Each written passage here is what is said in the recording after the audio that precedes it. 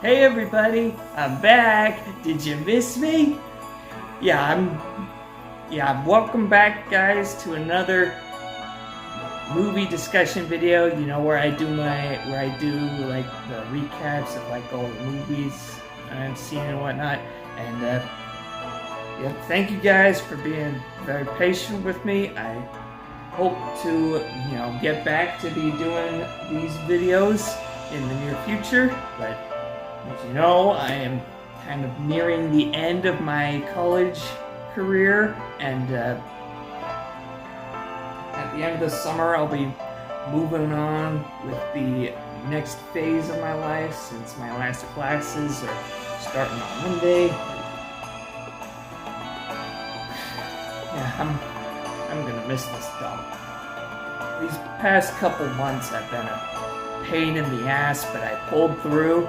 And one other thing I should mention, my movie club, my movie watching club, I think I mentioned it in the past, but it's gained some real serious momentum in the past several months. It officially got recognized as a club for Youngstown State University, and we have been having weekly meetings for that for the past 2 semesters, and we've even had booths at a couple of organization fairs and whatnot, and we've even done a collaboration with one of our clubs, and we're might be doing another one in the fall.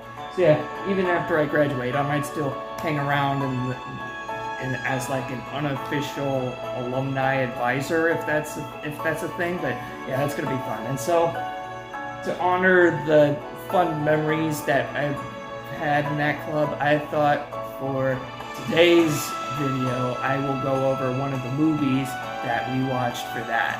Now, since we were watching something on campus, and it's like a thing where like any student can like come in and bring their friends and whatnot. Our lineup is very limited for copyright reasons, but most of the movies that we watch for our meetings are from this one website provided to us by YC's library, which has hundreds of various different movies to choose from. A lot you may even recognize. We got the Ice Age movies, the Predator movies, a few of the X-Men movies, Planet of the Apes. Let's take a look through to see what kind of movies that we can watch for tonight. Okay, let's see what we got on the website. Let's see. Volcano. No. Ice Age. Maybe. Jojo Rabbit. I'll put that one in the maybes. What Happens in Vegas. Alright. Stealing Beauty. Definitely not. You know what? Let's go with that one. Yeah, that'll be a good one to go over. All right. So for tonight's movie, we're going to be watching a film called Waking Ned Devine. This movie came out in like somewhere in 1998, and was directed by the same guy that brought us Nanny McPhee. I haven't seen that one though. The story behind this movie with my club is that it was around March, around St. Patrick's Day, and we wanted to watch something St. Patrick's Day themed to watch for it. And let's just say our first pick for it, which was Luck of the Irish, we couldn't watch, but because the website didn't include anything that Disney had any part in whatsoever. And don't be saying that stuff like, oh, but is it Ice Age a Disney movie? No, it's not. Grow up. We watched Waking Ned Devine because it was the closest thing we got for that. And, we ended up having a really good time with this movie. So this will be a fun one to go over. So let's get started. Alright, so this movie is set in a cute little village off in the Irish countryside called Tullymore. Anyway, the National Lottery is being shown. It's Saturday night, and all the lottery attendees are watching as the numbers are drawn and see if whether or not they're going to win big or lose it all. Anyway, at this point, we're introduced to one of the film's main characters, Jackie O'Shea, and his wife Annie. So he's sitting watching the TV as they draw out the lottery numbers, and he's got a ticket, and we'll see how this plays out. Annie, bring me my blue card. Yeah? We're ready now for weekend. Yourself. Fourth number, 7. Can you believe it, Annie? Number 7. When you're coming out of that, we got the first 4. Hey, what do you know? Jackie might actually win this. And now here's the 6th number, 29. 29. Yes! And finally, our bonus Yes! number. Yes! Half we won. No, but you got me apple tart roaching out.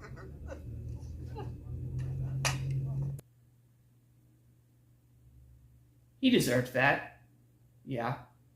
Anyway, the next day, we see Jackie meeting up with his best friend and right-hand guy, Michael O'Sullivan. Jackie comes up with a piece of the newspaper which shows the lottery results, and the winner is apparently somewhere in the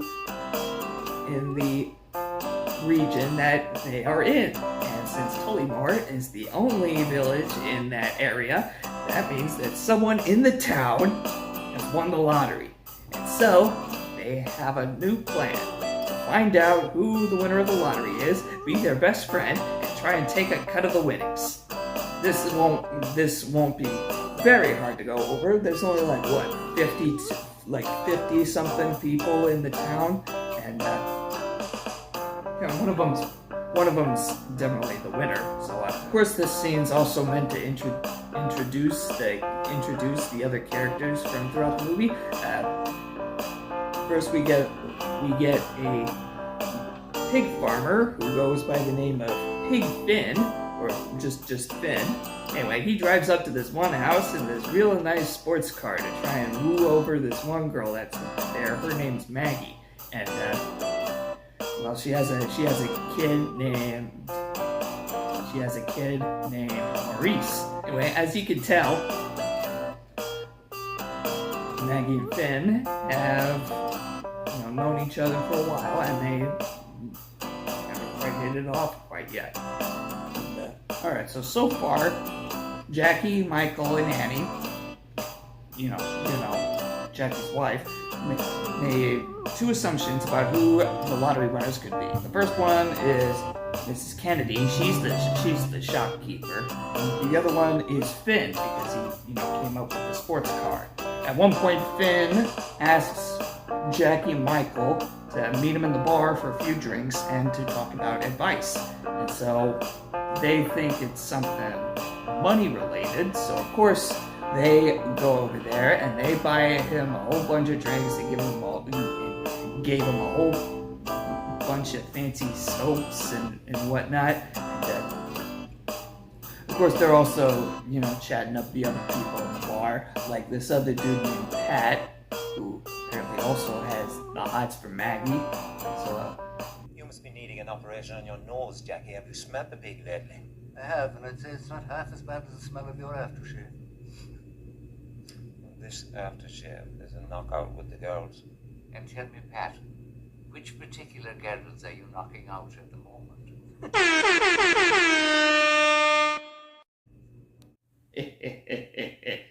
That's good. That's good. But yeah, this doesn't go well, however, because as it turns out, Finn was not the winner of the lottery.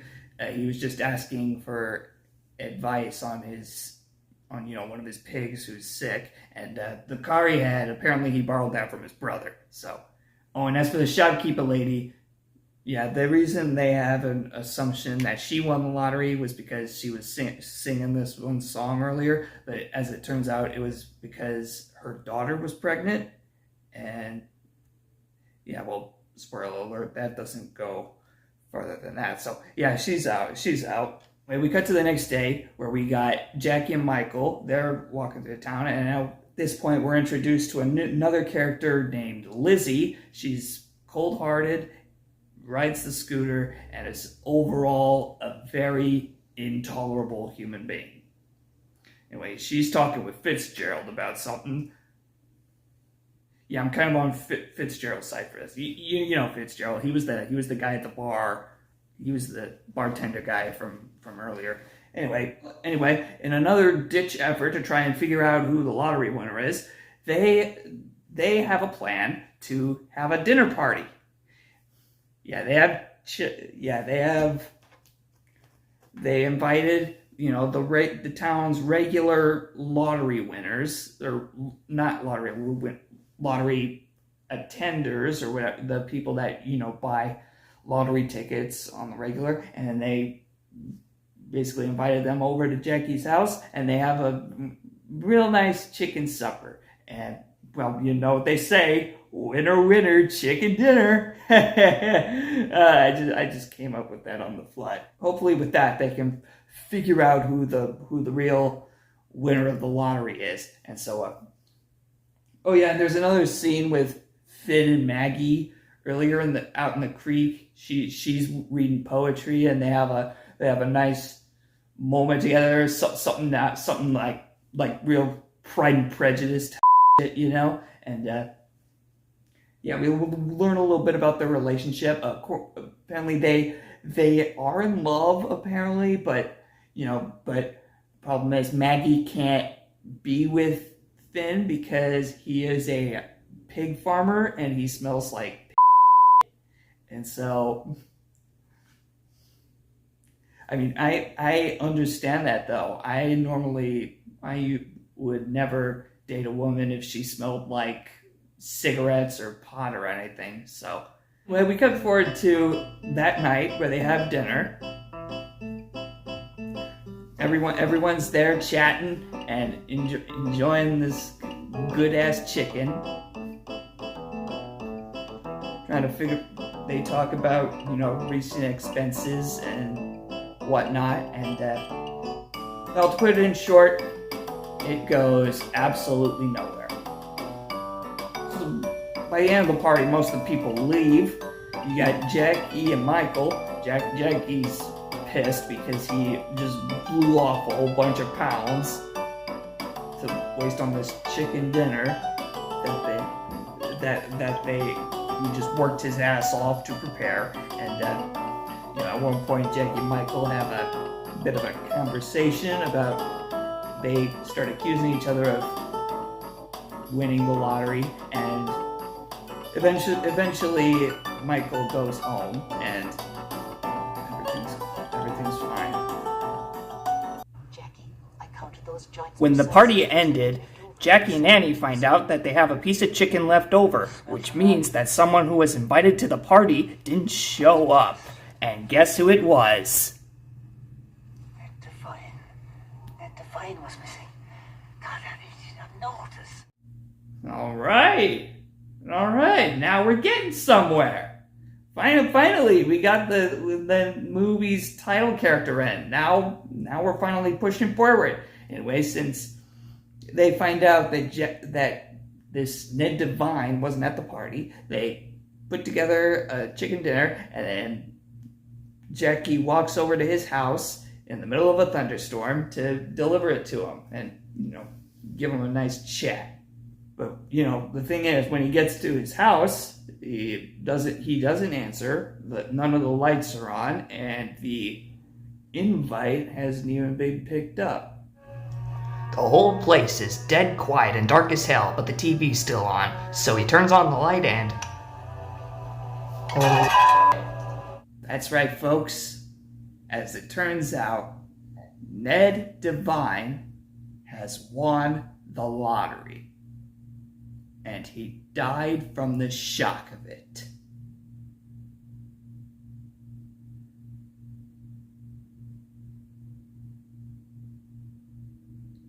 Wow.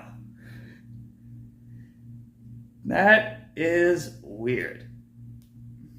Anyway, Jackie goes home and breaks the news to Annie, and well, they're gonna, give him a call in the morning, and since Ned doesn't have a family, that lottery, that money's gonna go to waste. So yeah, that's a real shame.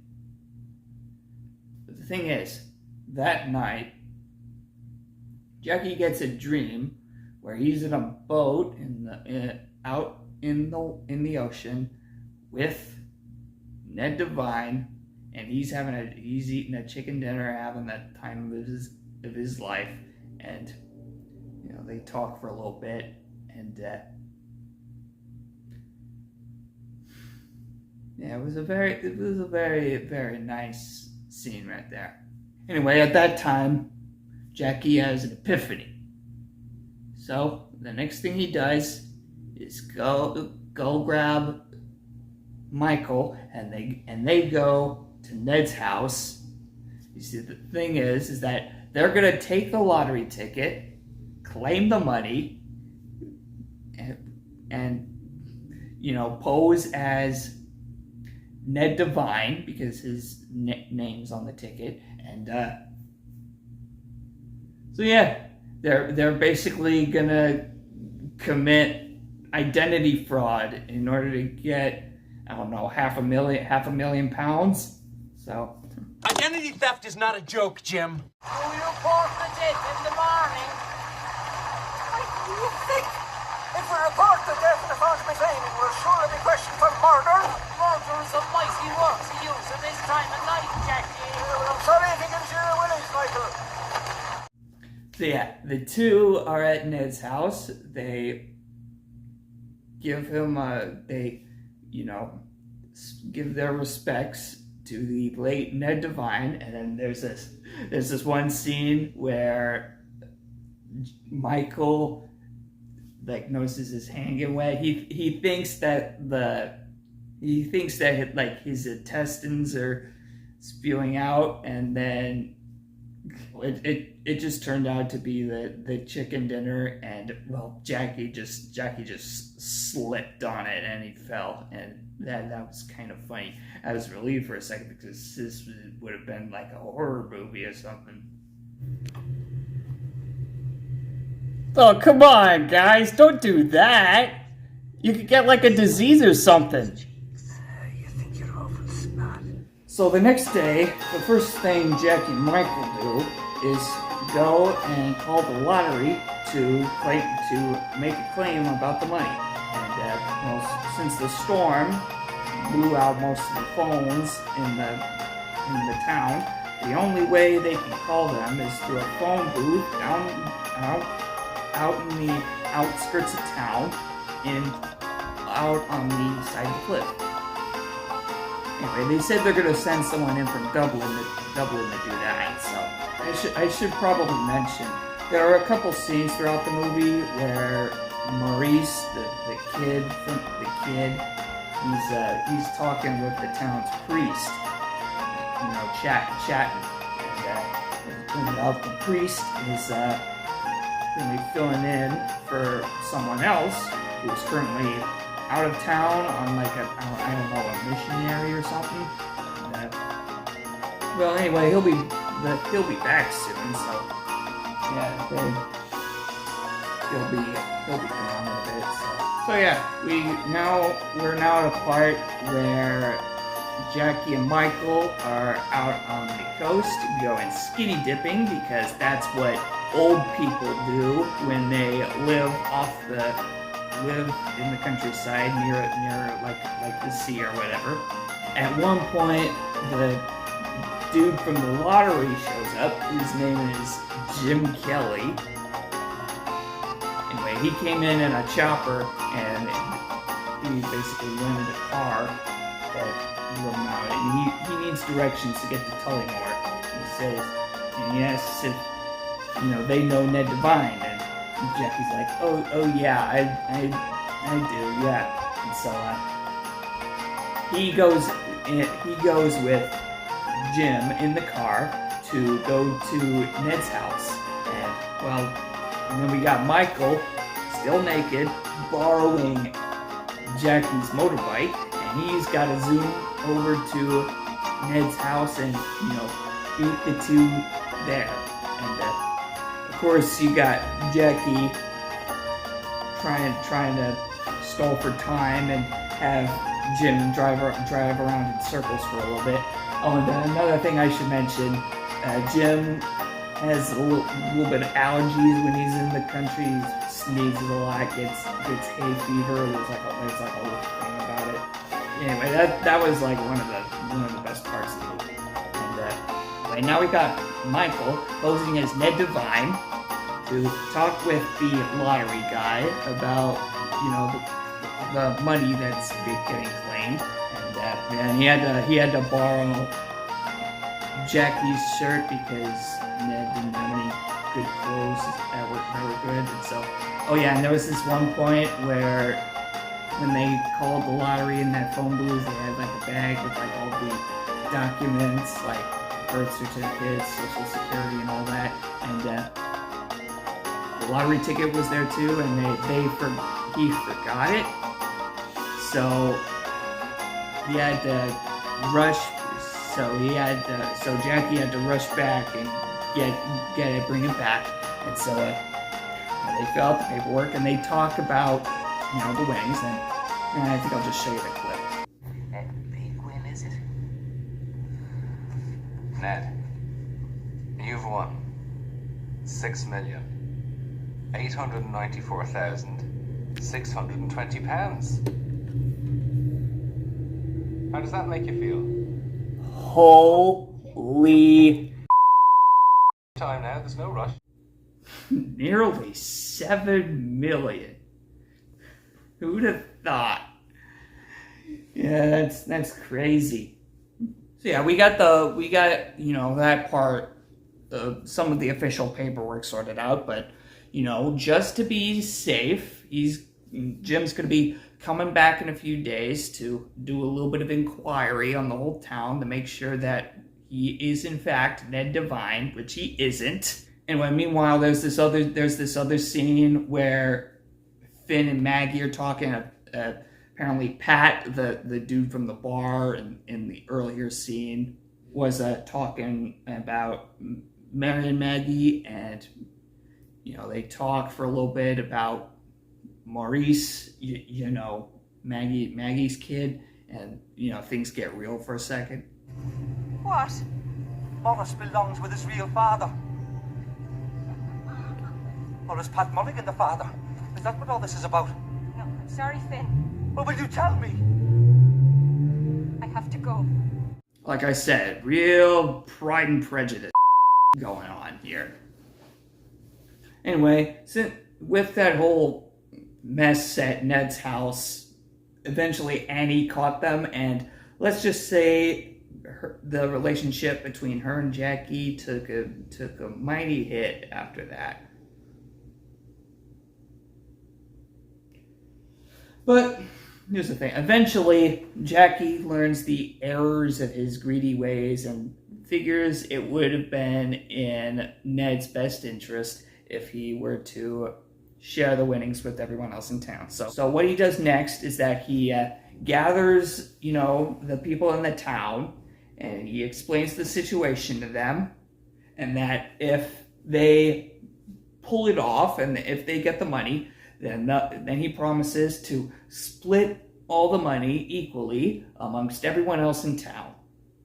So, and once everyone learned how much money was at stake, they were more than happy to pitch in. Nothing says honoring a man's legacy like scamming the government to steal lottery money. All right, let's do some quick math here. All right, so what's at stake here is £6,894,620, and that is shared amongst 52 people. Hold on, let me fix that.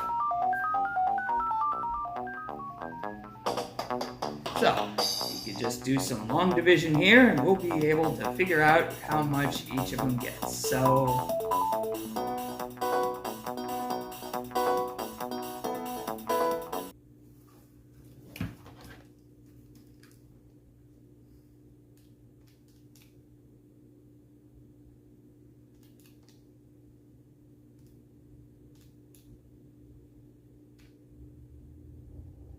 That would mean that each person in the village gets 132,588 pounds, 0.85, which is the equivalent of 166,054 US dollars and 28 cents.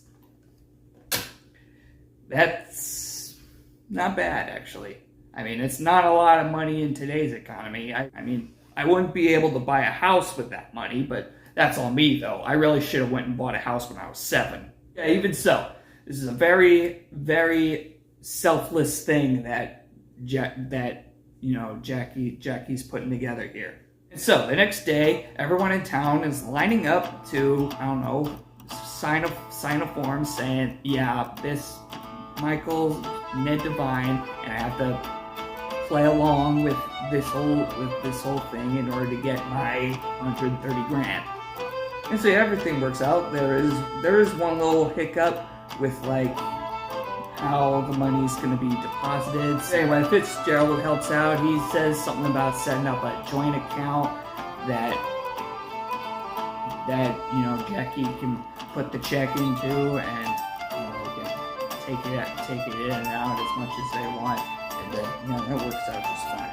By the end of the day, just about everyone in town has signed the thing to go along with this, except for one person, Lizzie, the old lady in the scooter.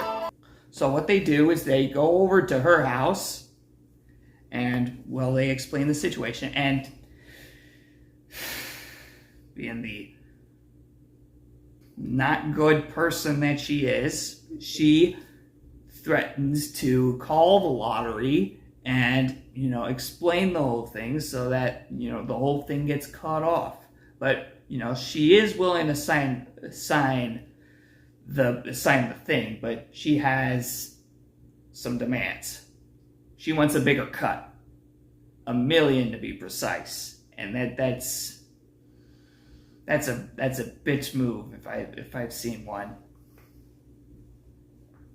Let's not get that into our heads right now.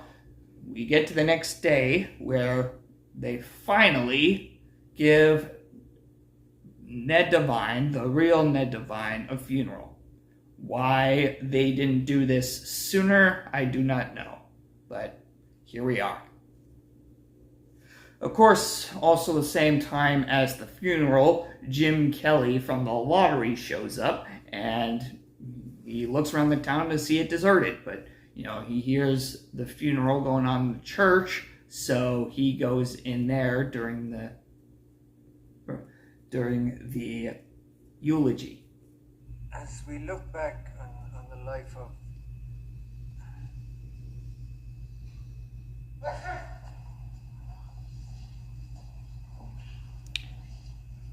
Rude of you to barge in like that.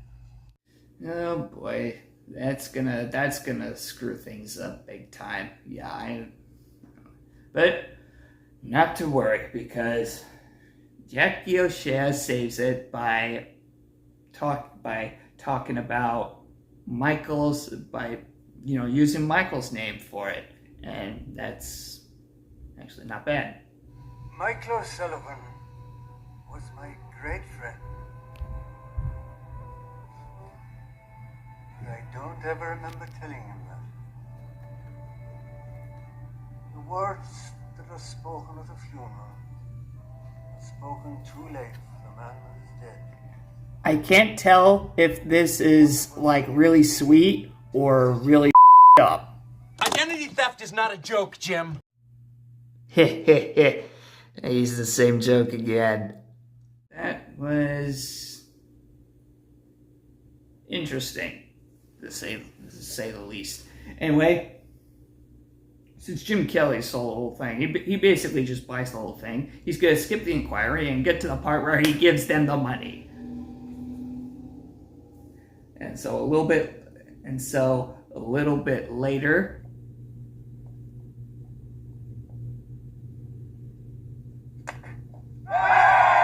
yay! They did it! Oh, that's fun. Yep. the 7 million pounds has been finalized and everyone gets money. Hooray! Finn, you're stinking. Oh, sorry, Max. Stinking rich. No more pigs. No more pigs, Maggie. Well, that's it for their character arc. Come for a whirl, girl. So yeah, everyone's out in the pub drinking and having a hell of a time, but except for Lizzie. Lizzie, however, is pissed off that she doesn't get her million, and so she has to go and spill the beans to the lottery and explain the whole thing. And since the phones are down, she has to drive the scooter all the way over to that phone booth at the end there. I'll bet $5 the scooter's gonna run out of batteries. See? What'd I tell you? Wait, what the f***? She can walk?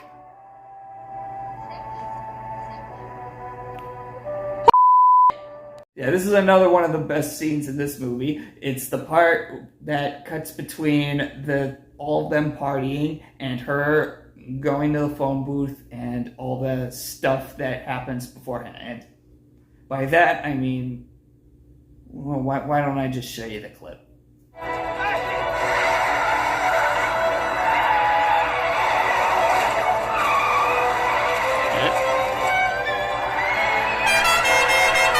Whoa.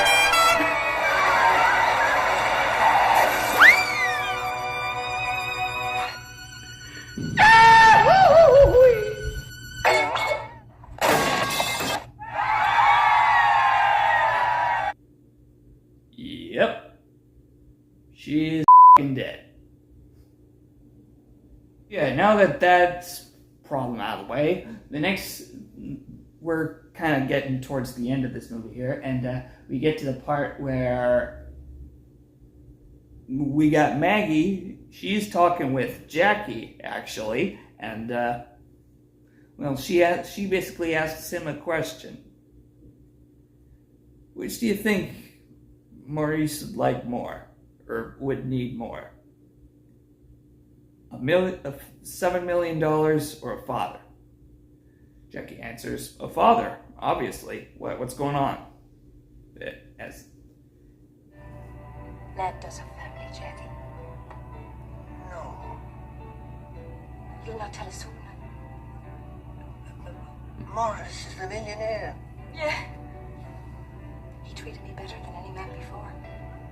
That's right, folks. As it turns out, Ned Devine is Maurice's father. What the actual... Of course, that would mean that Maurice should inherit the $7 million, but, Maggie thought against it because it would kind of just screw up the relationship between them and Finn, and let's face it, he doesn't really need that much money. 130 grand is plenty. So. The movie ends with Jackie and Michael having a toast out on a cliff with a real nice view and a hell of a tune. Love the song that plays at the end, by the way. It's great. Anyway, they're raising their glasses to Ned Devine for everything that's happened, and that's how the movie ends. Yeah, this has been Waking Ned Devine has been a very fun experience for me and my other movie fan buddies. You'll have some good laughs, and you'll probably cry a little too. This is one of those great, feel-good comedies that doesn't really get as much love as it deserves. But yeah, if you were to ever find this movie on Netflix or Prime Video or anything like that, I would highly suggest that you give this movie a shot because it is a very fun watch. And that'll do it. Thank you guys so much for watching. Don't forget to leave a like, comment, and subscribe. And hopefully I'll be able to do more videos like this in the future.